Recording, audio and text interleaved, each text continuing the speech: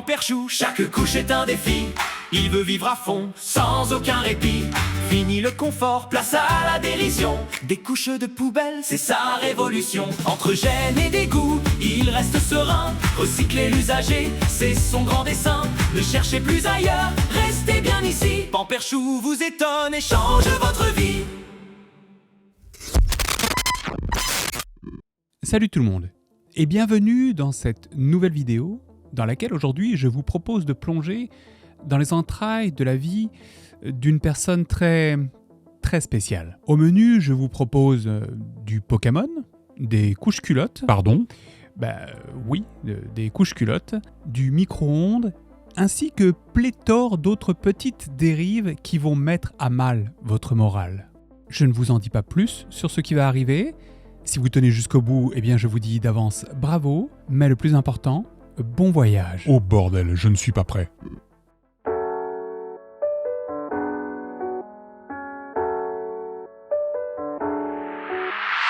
La personne dont nous allons parler aujourd'hui se prénomme Michael Gifford.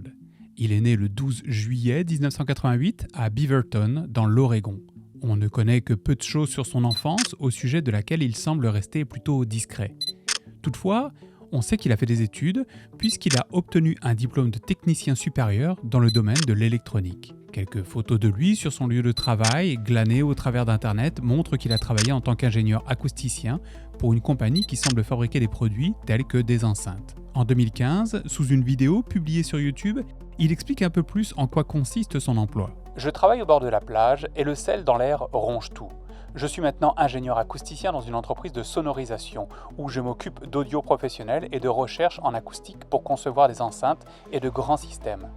D'autres vidéos arriveront bientôt sur les projets sur lesquels je travaille au laboratoire. D'après le forum Kiwi Farm, il semblerait également qu'il ait travaillé dans une usine de fabrication de couches culottes. Mais sur ce point, je n'ai rien trouvé qui puisse corroborer ce fait. Et en parlant de couches pour bébés, il faut savoir que Michael a 4 grandes passions dans sa vie. Les appareils électroniques vintage, les couches, le fandom Fury et les Pokémon.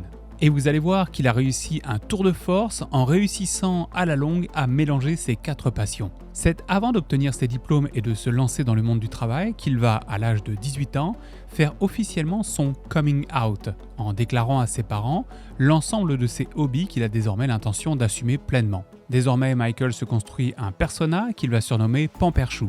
Pamperchou, si je ne me trompe, c'est un mix de Pampers qui désigne à la fois la marque de couches culottes et les couches culottes en anglais, comme on le ferait par exemple pour un mouchoir avec la marque Kleenex, et ce fameux Pikachu de Pokémon. Exactement. Son nom de persona est en effet un mélange de 2 de ses plus grandes passions. Et vous allez voir que tout cela va aller très loin, trop loin. En 2008, il s'assume pleinement et décide de partager ses points de vue sur YouTube en créant sa première chaîne, qu'il va tout simplement appeler Pamperchou. Il sortira au cours des années suivantes près de 300 vidéos abordant toutes ses passions, mais également une part triste de sa vie privée, son cancer. Il explique alors qu'il a été diagnostiqué comme ayant développé un lymphome de Hodgkin, un cancer s'attaquant au système lymphatique, mais qui semble avoir de bonnes chances de guérison si la personne atteinte est traitée correctement, notamment via la chimiothérapie et la radiothérapie. Mais bien qu'il soit atteint de ce cancer, cela ne va pas l'empêcher d'entrouvrir les portes d'un monde très spécial, très spécial même.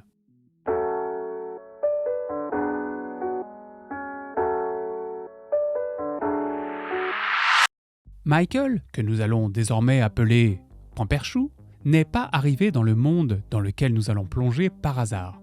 Et son coming out n'a pas non plus été une décision solitaire. C'est un homme caché dans l'ombre qui, lorsque Pamperchou a atteint sa majorité, lui a suggéré de parler ouvertement de ses passions et de les assumer. Cet homme est connu sous le pseudonyme de Daddy Inky, de son vrai nom Paul Freeman.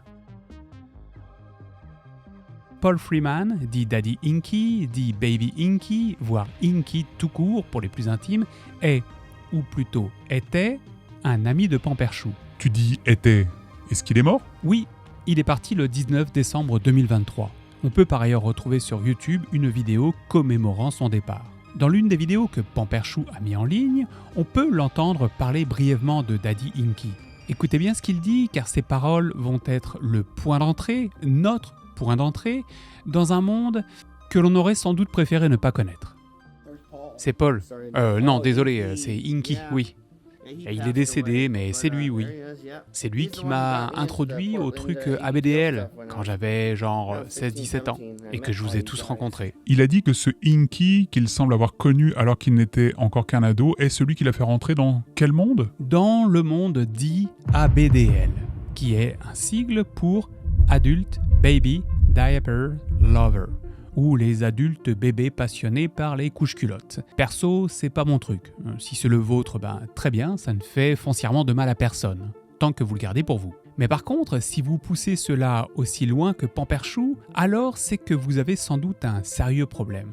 Très sérieux. Et vous comprendrez pourquoi, bien entendu, en suivant cette histoire. Car il y a aimer porter les couches-culottes d'un côté et Pamperchou de l'autre. Mais si ce Daddy Inky est devenu l'ami de Pamperchou, ce n'est pas pour rien. Ce vieux monsieur était connu sur certains réseaux sociaux et forums pour chercher sans cesse à entrer en contact avec des ados en plaçant des commentaires sous leur fil de discussion. Bien que plusieurs fois des personnes aient essayé de le remettre à sa place, Daddy Inky n'a jamais eu de problème avec les autorités à ce sujet jusqu'à ces derniers jours.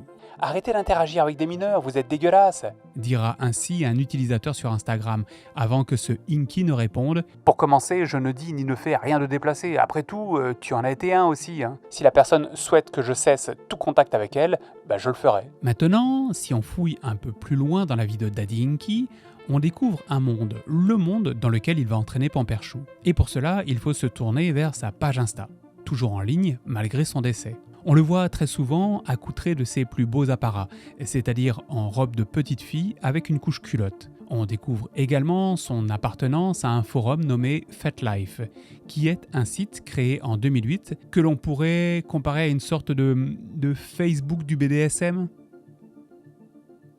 D'après ce que j'ai compris. Donc, en plus des robes de petite fille et des couches, il faisait aussi partie du monde BDSM, ce Daddy Inky. Je ne sais pas, car sur FetLife, en fait, on trouve absolument de tout, dont une page réservée aux fans ABDL.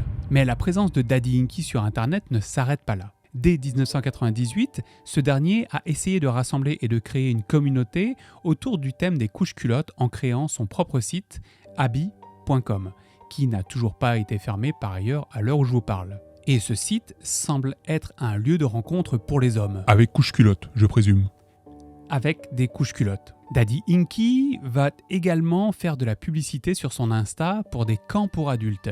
Des camps dont la thématique est le port de la couche par un adulte. Aujourd'hui, par ailleurs, il faut savoir que ces camps existent toujours et sont souvent un mélange entre le monde des furies, et ces personnes qui aiment porter des déguisements d'animaux, et le monde ABDL. À côté d'Instagram, Daddy Inky possédait également une page Facebook sur laquelle on apprend qu'il habitait à Mill City, mais également qu'il était divorcé. On ne connaît aucun autre membre de sa famille, mais on découvre, toujours sur Facebook, qu'il est aussi grand-père. Cela signifie qu'il a donc probablement eu une femme, ainsi que des enfants et des petits-enfants par extension. Surtout, cela signifie qu'il y avait des bambins dans son entourage.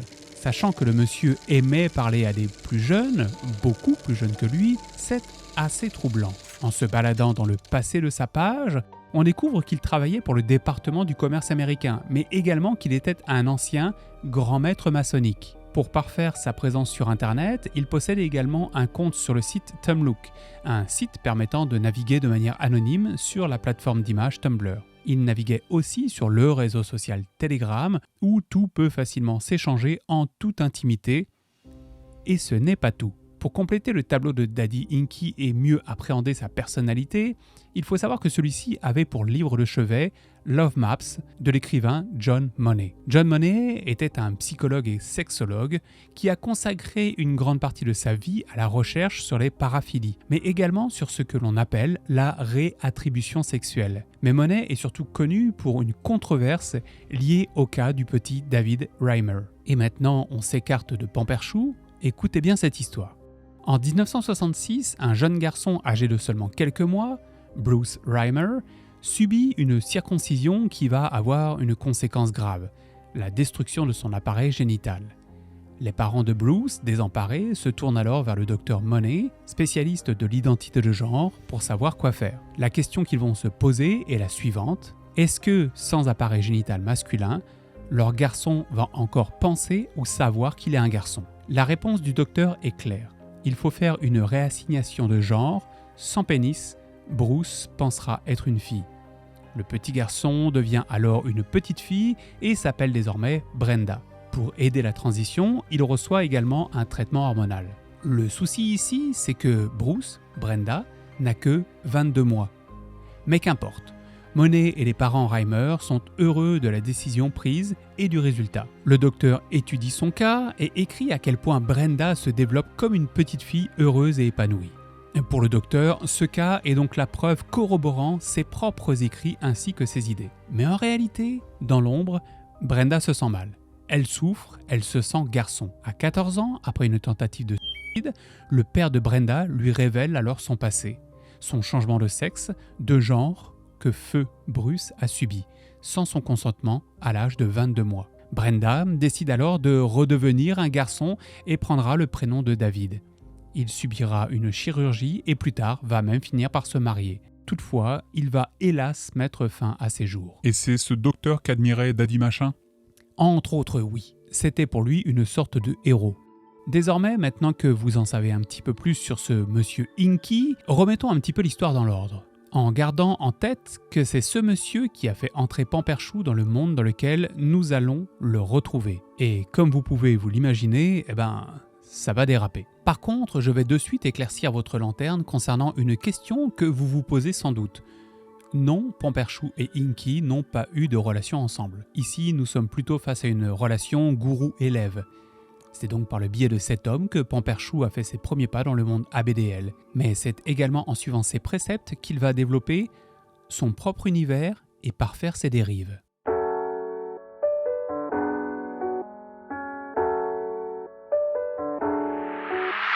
Dans ce chapitre, nous allons nous plonger dans les multiples embranchements qu'a utilisé Pamperchou pour faire connaître au monde sa vie, son univers, ses points de vue et pire encore. Comme je l'ai mentionné un peu plus tôt, Michael Gifford s'assume pleinement et pour le prouver, il a ouvert sa première chaîne YouTube en 2008. Sur sa chaîne, on peut diviser ses vidéos en 3 grandes thématiques. Des vidéos sur les traitements concernant son cancer, des vidéos où il présente des réparations d'appareils électroniques vintage, des vidéos sur ses trouvailles et son développement dans le monde ABDL. Et c'est cette 3e thématique qui va par ailleurs pousser YouTube à fermer sa chaîne. Pour en comprendre la raison, revenons rapidement en 2008. C'est sur un site de blog spécialisé dans l'ABDL que Pamperchou développe ses pensées publiquement. Et ce qu'il a à partager est... Je vous laisse découvrir. Je le fais et c'est sans danger tant qu'on sait ce qu'on fait. Les couches mouillées sont très sûres et peuvent être réutilisées, mais les couches souillées par des sels peuvent rendre malade, donc il faut rester prudent. Je récupère des couches mouillées et sales dans les bennes à ordures depuis plus de 10 ans et je n'ai jamais été malade. J'adore l'odeur des vieilles couches et j'adore en trouver gratuitement dans les poubelles. On peut les passer au micro-ondes à haute température pour tuer les bactéries et les germes, puis les laisser refroidir avant de les porter, sinon on risque de se brûler. Tout le monde semble être dégoûté par les couches usagées sur ce site. Si vous aimez les couches de poubelle, allez-y, soyez juste prudents. Et là, vous avez bien entendu ce que je viens de vous lire. Les délires de Pamperchou, c'est récupérer de vieilles couches souillées, les passer au micro-ondes, puis les porter. Il ajoutera même un détail important en précisant qu'il fait cela depuis plus de 10 ans. Mais attention, là, j'ai des doutes sur ce qu'il dit. Je pense qu'il a exagéré. Voici pourquoi. Sachant que ce message a été écrit en 2008 et qu'il est né en 1988, cela veut dire qu'il a commencé ses délires très jeune, bien avant d'avoir fait la rencontre de Daddy Inky. Toutefois, je vous le dis tout de suite, Pamperchou est connu pour quelquefois mentir ainsi qu'exagérer les choses. Par conséquent, sur le fait qu'il ait commencé à l'âge de 10 ans, sur ce point, j'ai mes doutes. Ah bah du coup, il ment aussi sans doute lorsqu'il parle de faire cuire des couches culottes ou d'en trouver dans les poubelles. Ah non, pas du tout. Et c'est pour cette raison que sa chaîne va être fermée. Par exemple, on le voyait parfois en train de chercher les couches dans des poubelles, ce qui est en soi plutôt ragoûtant. Mais il y a pire encore. Et ce pire, nous allons revenir dessus plus tard. Son contenu a été signalé, sa chaîne fermée, mais qu'importe, sa présence sur Internet va bien au-delà de cette simple chaîne. Il possède à côté de cela une page sur le site dailydiapers.com sur lequel il peut librement parler de son fétichisme avec d'autres membres tout aussi passionnés que lui. On y apprend que c'est en 2008 qu'il a créé son propre costume de furie qu'il nomme Sandy Wolf. On peut également retrouver une page consacrée à son fursuit sur le site Fursuit Database. Alors, fursuit, c'est l'habit de furie, hein, où l'on voit qu'il dit appartenir à l'espèce loup, qu'il est un mâle et qu'il a participé à plusieurs reprises à des conventions furie de 2009 à 2013. Dans un autre post, il dira avoir commencé l'achat de produits pour bébés en 2004, ce qui correspond à l'époque de sa rencontre avec Daddy Inky. Il indique également habiter à Beaverton, dans l'Oregon, avec son daddy, et je vais revenir sur ce daddy un peu plus tard. Puis concernant ce daddy, il expliquera que ce dernier lui achète parfois des cadeaux. Dans un autre post, il met un lien menant vers son site internet nommé Squeak, sur lequel il vend des designs que l'on peut acheter et imprimer sur ses propres couches-culottes. Et il va également partager ses délires en ces mots. J'aime beaucoup leur capacité de contenance et l'odeur qu'elles dégagent après quelques semaines. J'adore remplir ma poubelle de couches pour que la chambre de mon bébé sente les couches-culottes sales. J'aime aussi la façon dont elles se transforment en gel et j'apprécie de les écraser avec mes pieds pour en faire jaillir le gel. Et j'adore remplir les décharges avec des couches sales et malodorantes. À côté de ce site, il a également ouvert une page sur le site Flickr où il partage des photos de couches-culottes propres. Si je dis propre, c'est parce qu'il possède un autre compte Flickr, lui nommé Diaper Lab Rat, sur lequel il propose cette fois des photos de couches-culottes souillées et vieillies. En gros, ce jeune homme adore les couches-culottes dites millésimées. Il est aussi présent sur le site Ink Bunny et Fur Affinity, rassemblant la communauté Fury, sur lesquels il partage des dessins de son avatar représenté par un Pikachu portant des couches-culottes, le fameux Pamperchou. En fouillant encore un peu plus loin, on retrouve une ancienne page Twitter sur laquelle il ne sera actif qu'un très court laps de temps. Et en parlant de réseaux sociaux, il possède aussi un compte Reddit. Et voilà, c'est déjà pas mal. Et ça s'arrête là, hein. Ah non, ça ne s'arrête pas là, hein. Aujourd'hui, il est de retour sur YouTube, avec 3 chaînes différentes que sont Official Pamperchou, Pamperchou Archive et Sandy Wolf, qui est le nom de son costume Fury. Ces 3 chaînes sont plus soft que la première, mais on y retrouve toutefois des choses assez troublantes sur lesquelles nous allons en revenir plus tard. Enfin, et pour terminer avec sa présence tentaculaire sur Internet, il est également actif sur Telegram.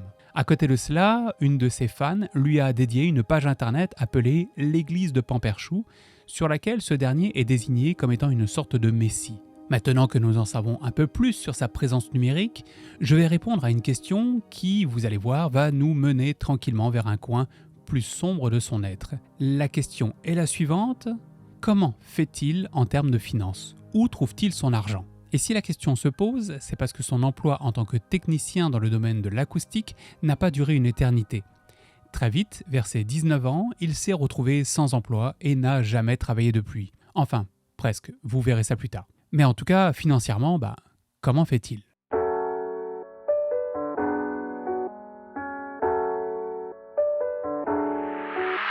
Pour répondre à la question concernant les finances de Pamperchou, il faut distinguer 2 choses. Il aime la technologie et il aime les couches. Et si je souligne ces 2 détails, c'est parce qu'ils sont à la base de 2 de ses ressources financières. En termes de technologie, sur la chaîne Pamperchou Archive, on retrouve une vidéo de 2017-2018 dans laquelle il nous explique comment miner du Bitcoin. On y apprend ainsi qu'il en possède depuis au moins 2013. Il ne précise pas combien il en possédait à l'époque, mais il est certain qu'il en a acquis assez pour être tranquille pour un bon moment, au vu de son apparente absence de stress financier. Mais le Bitcoin n'est pas sa seule source de revenus. Et là, préparez-vous à rentrer dans un monde un peu plus glauque. L'histoire que je vais vous raconter à présent vient directement de Pamperchou lui-même, au travers de plusieurs de ses vidéos ou de discussions qu'il a eues avec d'autres personnes ayant enregistré les conversations. Et ces conversations enregistrées ont toutes un point commun, un type nommé Steve. De ce Steve, on ne connaît pas grand-chose, mis à part qu'il était un ami de la famille de Michael Gifford, qu'il côtoyait régulièrement. Dans ces enregistrements audio, on apprend que ce Steve est entré dans leur famille par le biais des grands-parents. Puis un jour est arrivé le pire. Mais pourquoi j'aurais dénoncé Steve? L'orientation sexuelle rend cela totalement caduque. En plus, je l'ai accepté, je l'ai voulu. C'était amusant de se faire dans cette voiture à 50 km/h. Enfin non, c'était à 25 km/h. Mais dans ma tête d'enfant, c'était 50 km/h. Ce que raconte ici Pamperchou est très troublant. Il explique que ce Steve a abusé de lui à l'arrière d'une voiture alors qu'il n'était âgé que de 4 ans. Mais le souci, c'est que Pamperchou semble être atteint du syndrome de Stockholm, car il n'arrête pas d'excuser cette situation qu'il a vécue étant enfant. Il arrive même parfois à en créer des bons souvenirs. Il n'en a jamais parlé à ses parents? Est-ce qu'il en a parlé à sa famille? Je ne sais pas. Il ne l'indique nulle part. Mais en ce qui concerne une plainte, non. Il n'en voit pas l'utilité puisqu'il dit avoir apprécié ce moment. Rappelons quand même qu'il n'avait que 4 ans. Mais l'histoire ne s'arrête pas là. Des années plus tard, ce Steve refait surface. Et cette fois-ci, Michael n'a plus 4 ans, mais 20 ans. Et Steve, lui, en a de son côté 53. Et quand j'étais dans la vingtaine, et alors il m'a invité à une date à son anniversaire. Steve et lui sont sortis ensemble? Oui, aussi fou que cela puisse paraître, ce Steve est devenu le compagnon de Pamperchou. Et les choses vont même aller encore plus loin. Il m'a construit une maison, il a pris soin de moi pendant 10 ans, et maintenant je suis dans ma propre maison. J'avais environ 4 ans quand je l'ai signé, mais c'était juste un accord pour un rendez-vous. Il y a pas mal de paperasse, mais je ne les ai pas sous les yeux. Il devait sortir avec moi, une fois un peu plus âgé. Et à 22 ans, c'est arrivé. Et il devait prendre soin de moi pendant 10 années. Si je l'aimais bien sûr. Il devait le faire, et je ne suis pas certain du pourquoi du contrat, je ne sais plus trop, mais bon, je l'aimais. Steve va prendre soin de son protégé durant 10 années. Il va lui construire une maison permettant à Pamperchou d'y vivre sans jamais payer de loyer. Le tout va être consigné sur papier au travers d'un contrat stipulant que Steve s'engage à subvenir aux besoins de Pamperchou pendant 10 ans. Ce qu'il fera. Puis, petit détail supplémentaire. Au cours de ces 10 années, Pamperchou expliquera n'avoir eu qu'une seule relation sexuelle avec Steve, lors d'une convention Fury à laquelle ils participaient tous les deux. Et c'est tout.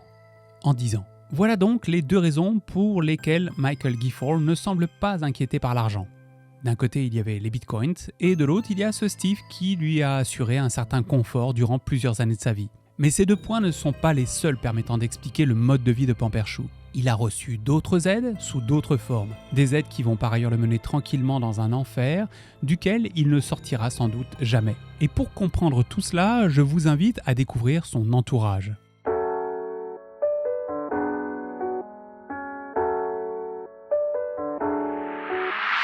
Maintenant que vous connaissez Steve et Daddy Inky, il est temps de creuser un peu plus pour partir à la découverte d'autres personnes ayant fortement influencé la destinée de Pamperchou de manière directe ou indirecte. Commençons par Abbé Mike, dit Mike. Celui-ci est un Américain. Alors, dans la quarantaine, lors de sa rencontre avec Pamperchou, qui va finir par se faire appeler Daddy. Le fameux Daddy, mais pas Daddy Inky, que j'ai mentionné un peu plus tôt dans la vidéo. Nous ne possédons que très peu d'informations à son sujet, mais il est celui qui filmait Pamperchou lors de la création de ses premières vidéos. Mike ne vient pas de l'Oregon, mais de Sacramento en Californie. Il a été présenté à Pamperchou par le biais de Daddy Inky, les 3 ayant formé un trouble durant un certain temps. En gros, il y avait Abbé Mike, dit Daddy, Daddy Inky et Pamperchou lui-même. Voilà, le trouble.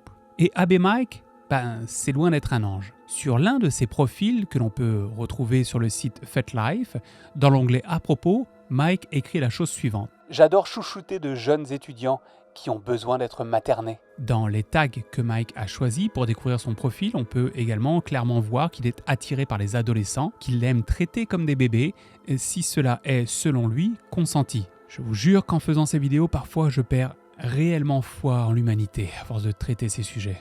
Mais à côté de cela, Abbé Mike a une autre passion, le dessin. Il possède une page sur le site DeviantArt, sur lequel il partage plusieurs de ses créations que je ne peux vous montrer à cause de l'obscénité des images. Mais ces dernières présentent la plupart du temps de jeunes éphèbes en couche-culotte. Mais ce Mike fait partie de ceux qui vont entraîner Pamperchou dans le côté sombre de la vie, non pas par l'utilisation de couches, ni par la relation de Sugar Daddy, que les deux entretenaient, mais par la drogue.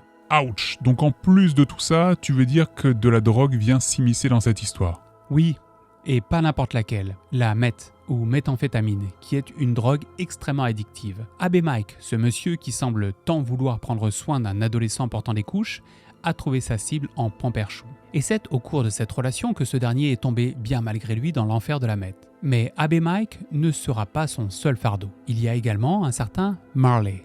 qui est un ancien petit ami de Pamperchou avec qui il a une relation durant quelques mois seulement. C'est lui qui a par ailleurs dessiné l'image du personnage de Pikachu portant une couche culotte, qui est par ailleurs une image que l'on retrouve dès lors que l'on fait une recherche sur internet concernant Pamperchou. Et les deux se sont rencontrés suite à l'expulsion de Michael Gifford de son ancienne maison. Là, tu parles de la maison que ce Steve avait faite pour lui, dans laquelle il vivait sans payer de loyer. Oui, celle-là même. Mais dans le courant de l'année 2020, il s'est fait mettre à la porte de cette maison parce qu'il s'amusait à faire des vidéos montrant comment jeter des couches culottes dans les toilettes pour s'en débarrasser. Sauf qu'un jour, pas de bol, mais les tuyaux se sont retrouvés totalement obstrués. C'est Steve qui a dû payer les réparations, qui lui ont coûté par ailleurs très cher, signant ainsi la fin de la relation avec Pamperchou. Le pire, c'est qu'il faisait cela pour du contenu YouTube, ce qui n'a fait qu'ajouter de l'huile sur le feu. De ce fait, à la rue, il s'est tourné vers Marley, qu'il connaissait du site FetLife. Pamperchou, qui à l'époque était dans une relation ouverte avec un certain Snuggy, devient le baby boy de Marley 4Play. On ne connaît pas grand-chose de ce Marley que l'on ne retrouve que dans une seule vidéo filmée par Pamperchou. Les seuls autres points qu'il laisse à découvrir se trouvent sur son profil FetLife. Mais on sait une chose, lui aussi était consommateur de méthamphétamine. Après ce Marley, découvrons une autre personne ayant gravité autour de Pamperchou. Ce dernier se fait surnommer Avery Carl Babbitt, et celui-ci mériterait une vidéo à lui tout seul. On le connaît également sous d'autres pseudos, comme Diaper Fonzerelli, Rebel Foxy, Stinky Baby Foxy ou encore Arctic Fox. Il se décrit comme un attachant excentrique ABDL Baby Fur, adepte des couches, qui apprécie de partager son fétichisme avec le monde via sa chaîne YouTube Rebel Foxy. Lui et Pamperchou se sont rencontrés dans le courant de l'année 2017 et sont très vite devenus d'excellents amis pour plusieurs raisons. Ils aiment tous les deux la mode Fury, ils adorent porter des couches et enfin, ils sont tous les deux fans d'appareils électroniques vintage. Avery Carl a également deux autres passions qu'il aime mettre en avant: monter et réparer des ordinateurs, ainsi que créer des vidéos sur le site Xtube, où il possède un profil. Le contenu qu'il propose sur Xtube est un peu spécial puisqu'il explique que c'est selon lui la meilleure manière de faire ses besoins dans une couche culotte en tant qu'adulte. Ça, c'est le genre de thème qu'il présente sur le site Xtube. Je sais que cette information est dégoûtante, mais elle définit assez bien le personnage. Un des soucis, c'est qu'Avery a aussi mis ce genre de vidéo en avant via sa propre chaîne YouTube, qui heureusement a été signalée et fermée depuis. Et gardez bien ce personnage de Avery en tête, on va revenir sur lui dans le prochain chapitre. Chapitre où nous passerons à la vitesse supérieure en allant encore plus loin dans les entrailles de ce monde fou. La prochaine personne que l'on va découvrir porte le surnom Devil Sib, de son vrai nom Ross Herbert Reddick. Ce type n'est pas à proprement parler un ami ou un proche de Pamperchou, en fait même pas du tout, mais il est connu dans le milieu ABDL et Fury pour avoir pris une photo avec Pamperchou lors d'une convention. Et ça, c'est son côté gentil, car à côté de ça, en fait, il est célèbre pour bien d'autres faits, beaucoup moins gentils eux. Par exemple, il a été découvert qu'Evil Sib était le modérateur principal d'un subreddit nommé YIF, dont la thématique est l'échange d'images pornographiques Fury. Sur le site Wikifur, on découvre qu'il a été banni de plusieurs conventions, en général pour des problèmes comportementaux. Mais il n'y a pas que cela. Pour comprendre exactement pourquoi il a été banni, il faut se tourner vers la liste des faits graves pour lesquels on le retrouve dans les registres de la police de Portland. Comportement sexuel inapproprié, abus sexuel, mise en danger délibérée de la vie d'autrui, corruption de mineurs, mise en danger d'un mineur. Ah ouais, un vrai petit ange le monsieur. Oui, une pourriture finie à l'urine de zombie quoi. Il a aussi été banni de Twitter pour avoir partagé des illustrations représentant un adulte et un mineur ayant une relation ensemble. Mais il y a pire. Non. Eh bien si. Déjà à ce stade on ne l'aime pas, mais écoutez plutôt, vous allez finir par le détester. Sur l'un des nombreux comptes Twitter, il a également expliqué être atteint du sida et qu'un de ses trips préférés est d'avoir des relations intimes non protégées pour partager pleinement son bonheur. Selon ses mots. Ouais. Mais il y a une cerise sur le gâteau. Ce monsieur est marié. Voilà, je vais arrêter ici avec ce cas car je suis en train de digresser, mais je voulais faire cette petite aparté pour vous montrer le genre de personne que Pamperchou attire. Et pour info, Evil Sib est toujours en vie et il est toujours libre. Pour terminer ce chapitre sur l'entourage de Pamperchou, il faut savoir que dans la maison qu'il loue, il n'est pas seul. Dans un fil de discussion, il expliquera vivre une vie polyamoureuse avec 3 autres hommes. ce qui sera confirmé dans une vidéo où on le voit par exemple avec un de ses colocataires, tandis que ce dernier est en train de changer ses couches. Voilà, maintenant que nous avons passé la partie soft de ce sujet, je vous propose de vous plonger encore plus loin dans la vie de Pamperchou et de découvrir sa part sombre, très sombre.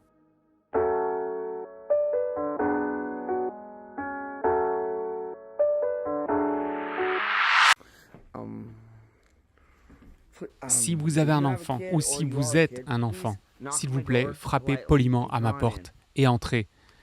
Je ferai le ménage pour vous, je cuisinerai pour vous, je ferai n'importe quoi pour avoir un enfant. Désormais, on sait que le profil de Pamperchou est ambivalent. D'un côté, on se sent mal pour lui et pour ce qu'il a vécu à l'âge de 4 ans, puis on reste circonspect devant ce syndrome de Stockholm qui lui a fait apprécier ce qu'il a subi, ou en tout cas en excuser la situation. Ensuite, nous restons quoi devant ses hobbies, surtout lorsque cela aborde sa passion pour les couches-culottes. Enfin, nous ne pouvons qu'être désolés de savoir qu'il est également tombé dans la drogue, la méthamphétamine, qui n'a pu, en aucun sens, l'aider dans sa situation. Mais est-ce que ces éléments vont réussir à excuser ce qui va venir? Je vous laisse maître et juge.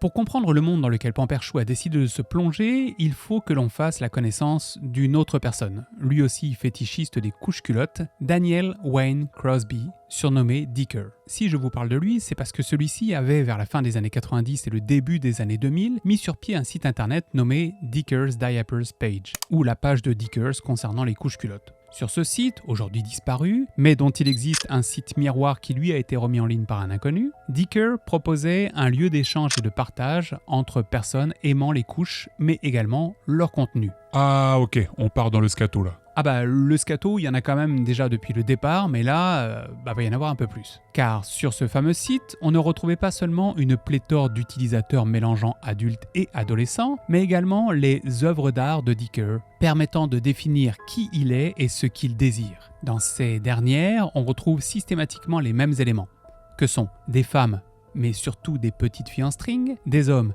mais surtout des petits garçons en couche-culotte, des discussions tournant autour de la scatophilie. Bien entendu, vous comprenez qu'ici persiste un élément qui ne devrait absolument pas être présent, les enfants. Mais Dicker, ce Dicker, a une philosophie bien particulière. Pour lui, tous les hommes et garçons du monde devraient porter des couches, et toutes les femmes et les filles, des strings.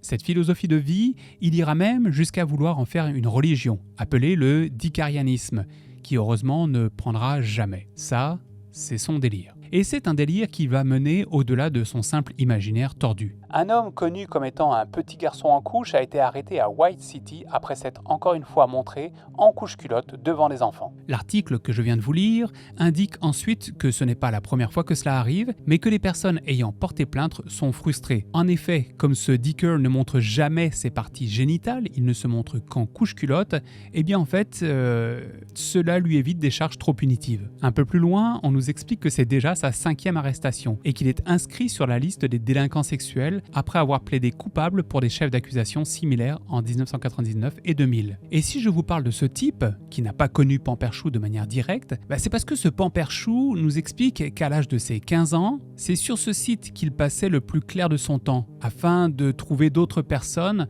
pensant et agissant comme lui, que ce soit par ailleurs des personnes adultes ou des adolescents. Il dira également avoir passé beaucoup de temps à lire les récits de fiction de Dicker, car oui, ce dernier, à côté du dessin, écrivait également des histoires totalement tordues, dans lesquelles les adultes et les enfants vivent en couche-culotte sur un même pied d'égalité. Excuse-moi, je vais vomir. Désormais, en plus de tout ce que je vous ai raconté précédemment, il faut ajouter cet élément à la vie de Pamperchou. Et selon vous, quel genre de personne un tel passé a-t-il pu construire? Eh bien, pour répondre à cette question, je vous propose un extrait tiré d'une vidéo intitulée « Pourquoi j'aime les enfants ?» que l'on retrouve sur une des chaînes de réupload d'anciens contenus de Pamperchou. Alors, j'ai mis ces choses sur ma tête. Je les ai mises sur ma tête et ça m'aide un peu. J'aime aussi appeler les voix dans ma tête. J'aime aussi tenir mes enfants, enfin mes faux enfants. Peu importe ce que sont mes enfants, je les aime. En ce moment, j'ai une envie folle d'avoir des enfants, genre je veux vraiment un enfant. Mais je sais que je ne peux pas en avoir dans ma vie en ce moment. Alors j'ai des peluches. Alors j'ai le petit Chucky. Il porte une couche vintage qui est toute trempée et sale parce que j'aime bien ça. Oui, un jour j'aimerais avoir un vrai enfant. Et j'ai fait un rêve comme ça, un vrai enfant, il avait 7 ans, il portait une couche mouillée et je l'ai ramassé, je l'ai lancé jusque sur mon lit et on a juste... je lui ai massé le dos. Voilà le désir que Pamperchou a osé exprimer publiquement et qui mériterait par ailleurs amplement une enquête policière. Surtout quand on sait qu'ils sont plusieurs adultes, tous en couche-culotte, habitant sous le même toit. Ce à quoi je dirais avec ironie, mais qu'est-ce qui pourrait mal tourner ? De plus, il n'y a pas que cette vidéo pour prouver son attirance pour les enfants. Pamperchou a également laissé des traces sur le réseau social Telegram, où il est connu sous le pseudo CDC3300. En général, il se sert de ce réseau pour partager du contenu ABDL et discuter avec d'autres passionnés de ce fétichisme. Sauf qu'il va se faire bannir de plusieurs groupes pour aborder crûment et ouvertement le sujet de la pédophilie. Il va également se faire bannir du forum Adisque, un site spécialisé, encore une fois, dans les mêmes délires de couche-culotte, aujourd'hui fermé. Mais revenons rapidement sur Telegram et sur son compte CDC3300. C'est sur l'un de ces groupes spécialisés qu'il va partager une vidéo qui va choquer les autres utilisateurs. Sur cette vidéo que je n'ai personnellement pas vue, mais dont il existe un fil de discussion sur le site Kiwi Farm, on voit un jeune homme copuler avec un lapin décédé. Quelqu'un va alors lui demander s'il s'agit de lui sur la vidéo. Ce à quoi ce dernier va répondre par la négative, précisant qu'il s'agit de quelqu'un d'autre, mais que cette vidéo est l'une de ses favorites et qu'il a toujours souhaité faire cela. Et cette partie est plutôt soft comparée à ce qu'il va partager lors d'une discussion sur un autre groupe Telegram fréquenté par des membres de Kiwi Farm. Sur ce salon Telegram, des membres ont eu l'opportunité de lui poser des questions en live concernant cette histoire de vidéo de lapin. Bien qu'il expliquera encore une fois que ce n'est pas lui sur la vidéo, il va ajouter bien des choses. Je déteste les singes et je veux tuer un animal. Bon, je ne sais pas si vous êtes plutôt gore, mais quelqu'un va venir, j'espère, et on pourra disséquer un animal ensemble. Je ferai ça proprement, peu importe si on en met un peu sur le tapis ou sur les murs. Suite à cette allégation, il expliquera vouloir dévorer des animaux et va même en donner une liste. Alors d'après ce que je sais, je pense que ce sera un rat ou un lapin. Je pense que nous allons prendre le lapin. Ouais, ou un raton laveur, mais je pense plutôt au lapin. Il a même des désirs et des pensées encore plus sombres lorsqu'il explique ce qu'il fera avec un lapin après avoir eu des rapports avec. Et aussi, je vais le manger. Je ne veux pas juste le démonter et le bousiller. Non, je veux apprendre quoi. Je n'ai jamais fait ça avant, mais j'aime vraiment ce genre de truc. Ensuite, je vais probablement cuire la viande et la manger pour dîner. Je vais m'arrêter là, sur son côté zoosadiste. Je pense que vous l'avez bien compris. Mais on découvre clairement ici une part de lui extrêmement sombre, extrêmement troublante, qu'il n'hésite pas à rendre publique. Et c'est sans doute ça le plus fou. Maintenant, il faut savoir qu'après la drogue, l'apologie de la pédophilie et le zoosadisme, Pamperchou montre également d'autres choses sur YouTube. Et n'ayez crainte, on va descendre un petit peu d'un cran pour nous écarter de ses dérives sexuelles et nous plonger plus loin dans son fétichisme.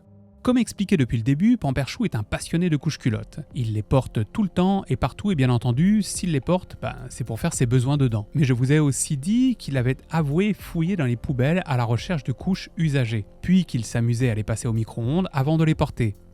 Eh bien, il a été encore plus loin. Dans ses premières vidéos, il montrait qu'il utilisait un micro-ondes pour assainir, selon ses mots, les vieilles couches souillées. Le modèle de micro-ondes qu'il possède est un Radar Range de 1971. Fun fact, on retrouve ce même modèle de micro-ondes sur la page Wikipédia dédiée à ce sujet. Ah, quel heureux hasard.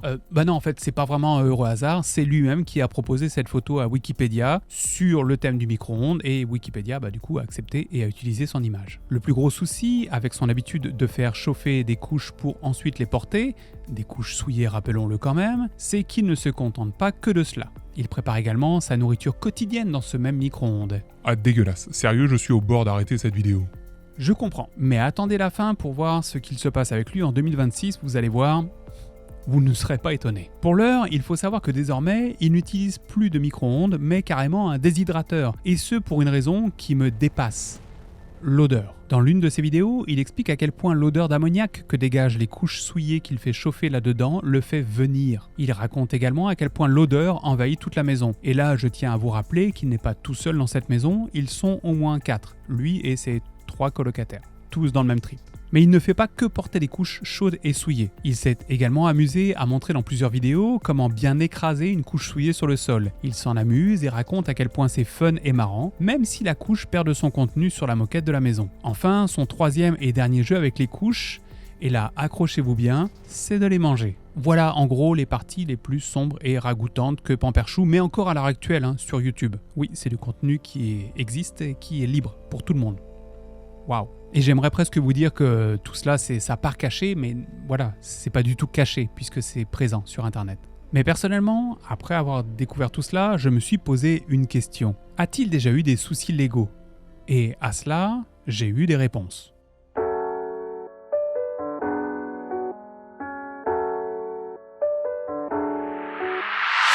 Bon, suite à tout ce que l'on sait maintenant, est-ce qu'il a eu donc des soucis avec les autorités? Est-ce que son comportement a débordé en dehors de sa maison et de l'environnement social dont il s'entoure? En ce qui concerne les autorités, on retrouve sur le site de la police de l'Oregon un encart indiquant que le 25 janvier 2020, un certain Michael Vincent Gifford, donc Pamperchou, a été arrêté pour un délit de second degré, ce que l'on nommerait en France un délit majeur, il me semble. Nous n'avons pas plus de détails concernant cette affaire, mais cela montre qu'il a eu au moins un démêlé sérieux avec la justice. Et ce n'est pas tout. Il y a quelques mois de cela, le 7 août 2025, il a également publié une vidéo sur sa chaîne Pamperchou Archive, dans laquelle il nous raconte qu'il ne semble pas savoir ce qu'il s'est passé, mais que le FBI a débarqué chez lui. Bah, c'est quand même bizarre de recevoir la visite du FBI sans savoir pourquoi. Ah, je suis 100% d'accord. Mais n'oubliez pas que Pamperchou est un consommateur de drogue dure et qu'en plus, et cela je ne vous l'ai pas encore dit, il a également de sérieux problèmes d'alcool. Dans cet état, il est très facile d'oublier certains événements. Puis en fouillant un peu plus, en fait beaucoup plus dans sa vie, on peut trouver la raison de la visite du FBI chez lui. C'est un modérateur et streamer nommé DJ Axel qui va dévoiler ce qu'il sait sur Pamperchou, qu'il a d'abord côtoyé sur Discord avant de l'aider dans la vie réelle. L'histoire se déroule en 2025. DJ Axel a permis à Pamperchou d'être employé dans une école en tant que concierge. Au bout de quelques semaines, l'école décide d'ouvrir une section maternelle et il n'en fallut pas plus pour que la folie de Pamperchou explose. Écoutez plutôt.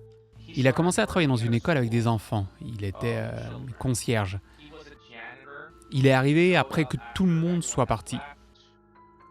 Mais je savais qu'il avait un fétichisme.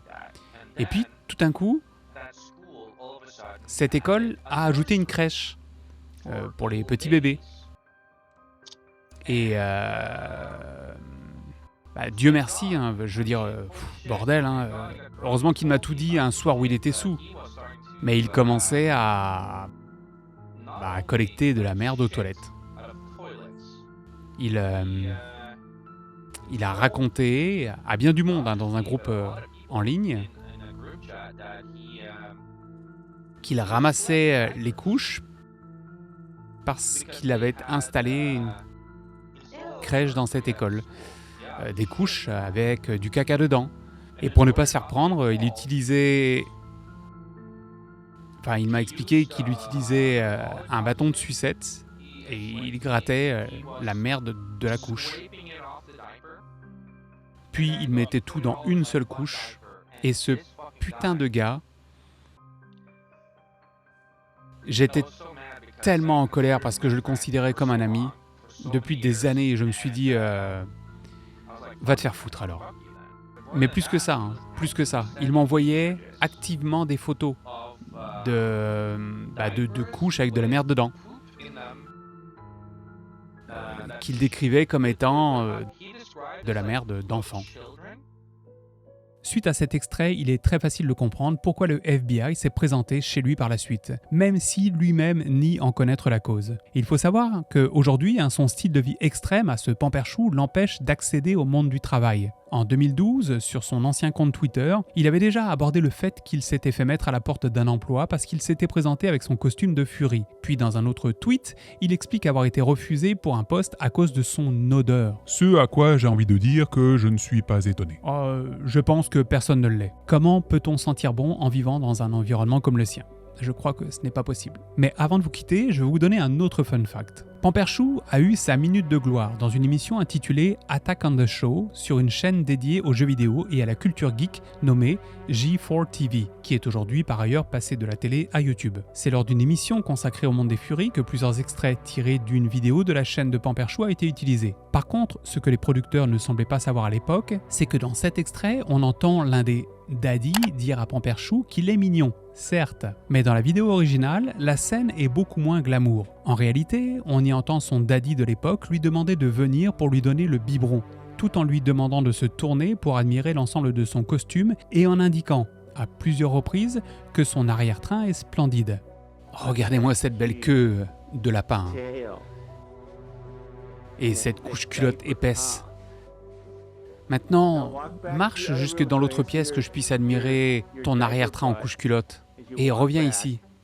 Voilà, et ce sera la dernière information de cette vidéo. Bravo à vous si vous êtes resté jusqu'ici devant votre écran. C'est fini? Ah bah oui, c'est terminé. Nous avons fait le tour de la vie de ce Michael Gifford qui, à l'heure actuelle, est toujours présent sur YouTube, continue de présenter du contenu lié aux couches culottes, toujours entouré de ses colocataires qui semblent vivre dans le même monde que lui. Mais ce qui reste profondément déconcertant, c'est qu'une telle personne puisse clamer ouvertement ses désirs envers les enfants ou les animaux. Cela donne l'impression, et je pense que c'est une certitude, que tant qu'elle ne passe pas à l'acte, ou tout du moins tant qu'elle n'est pas prise sur le fait, eh ben, rien ne se passera. Et bien entendu, souhaitons qu'il ne passe jamais à l'acte. Souhaitons également qu'il arrive un jour à se départir de l'ambiance toxique dans laquelle il est plongé jusqu'au cou. Depuis ce drame qu'il a subi, à ses 4 ans. Pour cela, il faudrait qu'il prenne conscience que non, avoir de l'attirance pour des enfants n'est pas normal, n'est pas moral et n'est absolument pas correct. Pas plus que de manger des couches, et encore sur ce point, il fait bien ce qu'il veut. Désormais, je vous laisse seul maître et juge de ce que Alter et moi venons de vous partager ici. Si vous souhaitez en connaître plus, sachez que plusieurs créateurs de contenu américains ont déjà parlé de lui, en détail également. Mais le souci, c'est que Pamperchou reste maître de sa vie sans qu'aucun professionnel de la santé mentale ne l'entoure, et c'est donc en direct qu'on peut le voir plonger tranquillement sous nos yeux dans ces sombres délires. Avant de vous quitter, je souhaite fermement remercier les membres Patreon. Vraiment, c'est super cool. Nous sommes de plus en plus nombreux tous les jours et c'est vraiment super chouette. Alors, très chers membres Patreon, merci 1000 fois encore à vous. Et sur ce... Laisse-moi le dire. Ouais, ok, vas-y. Prenez soin de vous et à la prochaine.